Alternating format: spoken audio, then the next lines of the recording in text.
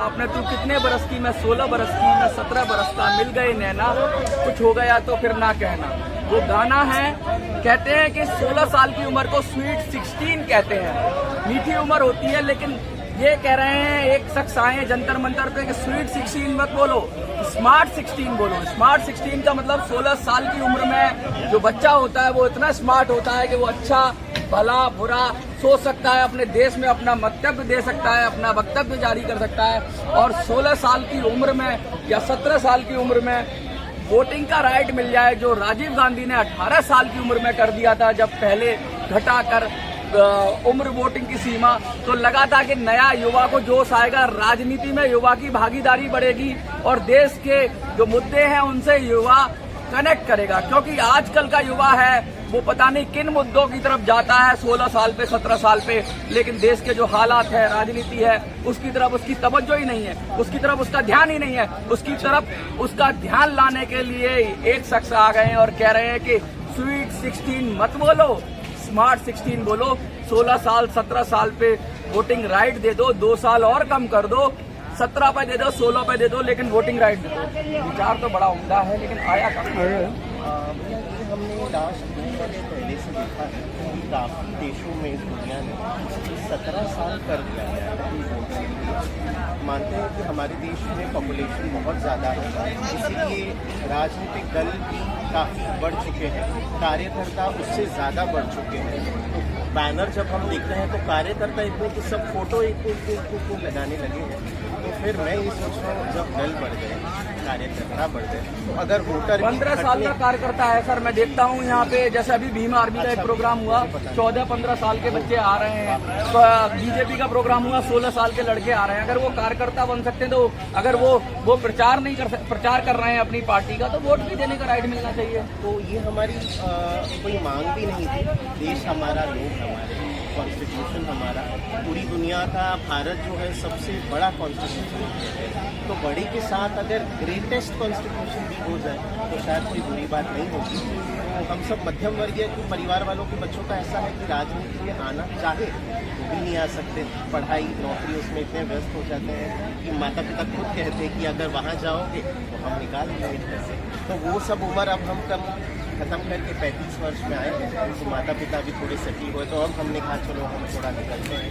Backup तो कुछ है नहीं कि मीडिया या और किसी का जनरेशन के लिए हम कर सकें। तो अकेले जो बैठे हैं उसे 3 विषय के लिए बैठे हैं। पहला विषय ये है कि जब 18 साल की जो उम्र है, वो भारत में वो 18 साल का बच्चा इतना बिजी होता है 12वीं के बाद, नौकरी, सर्टिफिकेट, और ज़्यादातर आजकल सब बच्चे बाहर करियर के बाद, तो उस समय वोटिंग का भी इतना ध्यान में शायद नहीं आता। अरे लोग तो 21-22 साल तक वोट ही नहीं करते हैं। मैंने खुद नहीं किया था, 22-23 साल के बाद 25 साल के साथ वोट किया पहली बार। और भैया ऐसा है कि जब आजकल मोबाइल चलाने वाले ही बच्चे 9-10 साल के हो गए हैं, तो काफ़ी स्मार्ट हो गए हैं, जनरेशन बदल रहा है।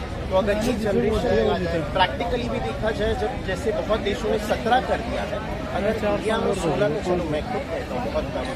कई कुछ देशों में तो शराब पीने की उम्र भी 16 और 17 साल है, लेकिन अगर वोटिंग राइट तो एक ऐसा राइट है जो कि शायद उससे तो बेहतर ही है। और इसी कारण में गुजरात में एक बार किसी ने ये डाला था पिटीशन कि 17 किया जाए, लोकल से शुरू करें, म्यूनसिपैलिटी इलेक्शन से, पर वो शायद कुछ कारणों से नहीं हो पाया था। तो और इजराइल जैसे देश में तो 17 कर दिया है। और भी बहुत देश है, जैसे कि ऑस्ट्रिया हुआ, वहाँ पे 16-17 दोनों को अलाउ कर दिया गया है। ये जो कंपलसरी वाली बात है, ये एक अलग सब्जेक्ट है। ऑस्ट्रेलिया में जो है, हम उसमें आते हैं कि ऑस्ट्रेलिया में जो है कंपलसरी वोटिंग है, तो वहाँ पे ऐसा भी नहीं है कि आपने कंपलसरी नहीं किया तो आपको दंड मिलेगा।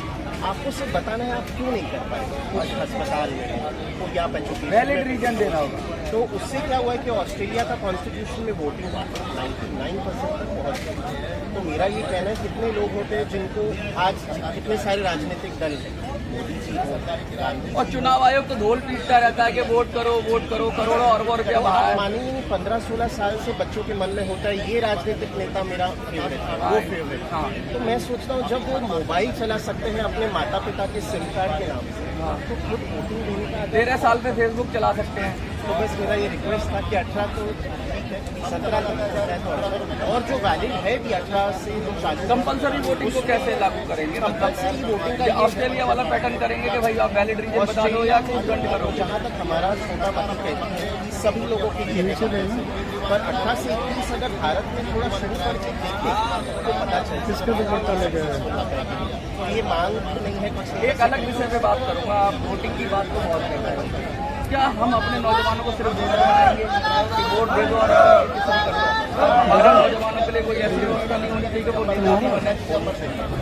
अरे वो जिससे बैठा खड़ा है, जो एक लड़का खड़ा है उसको मैंने बहुत कोशिश की कि हम राजनीतिक पारिवारिक दबाव से खा नहीं पाए और नहीं, राजनीति गंदी है, राजनीति के अंदर साम दाम दंड भेद होता है, राजनीति के अंदर नेगेटिव गुण बहुत होते हैं, तो आप जाएंगे तो फेल हो जाएंगे क्योंकि साम दाम दंड भेद